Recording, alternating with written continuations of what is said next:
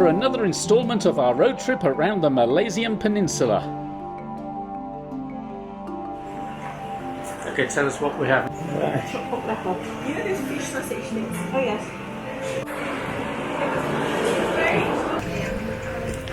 Faizel and Hanis have crackers for Keropok. And here's how you make it.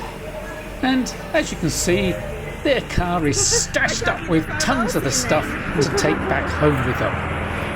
I'm not quite sure what they're going to do with it, but I'm sure they're going to do good. So we've just stocked up with snacks and we are going to say farewell to our travel companions for the last 5 days while they head back to reality and we'll continue on our tour around Malaysia. Goodbye. We'll see. We're now off to Kota Bahru, so let's give you some more potted history as we drive on the way. Basically, it's the same story as all the others. 1411, Raja Kumar declared independence from Siam. In 1603, Siam conquers the place again. In the 18th century, a local warlord, Long Yunus, backed by Terengganu, grabs the place, and so began the Kelantan Sultanate.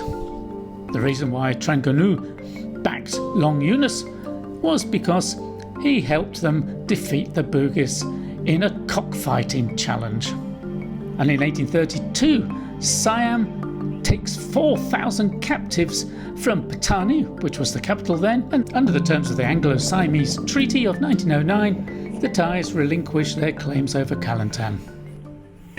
Now you may be wondering why we're looking at this particular beach. Well, you can't help but see beaches all around because there's so many of them. That's one reason.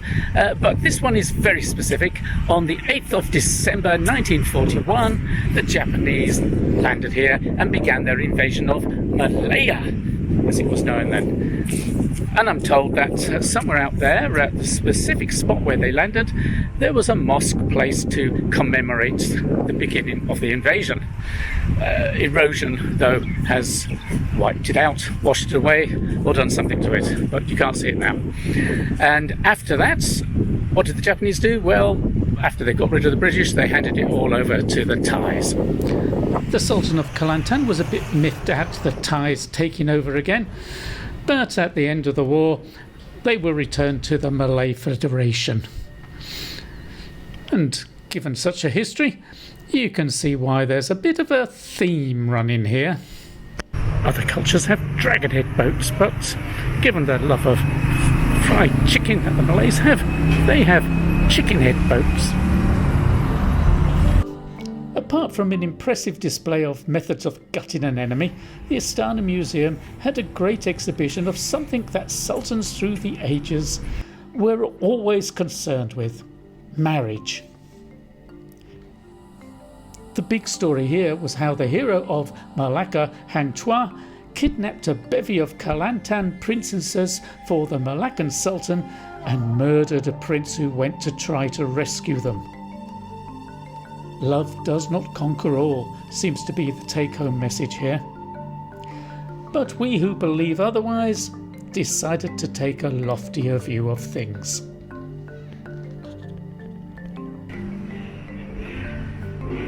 Where are you now? I'm in Kota Bahru.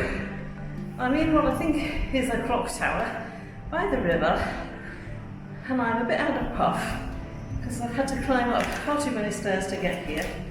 Let's see what my map says this is.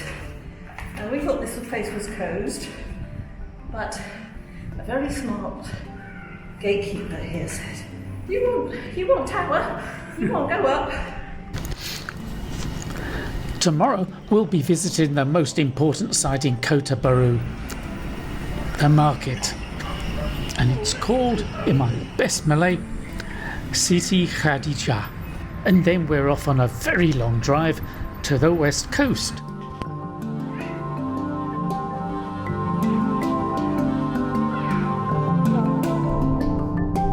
So please subscribe to this channel so that you can see what happens next at facebook.com/Lawrence and Helen.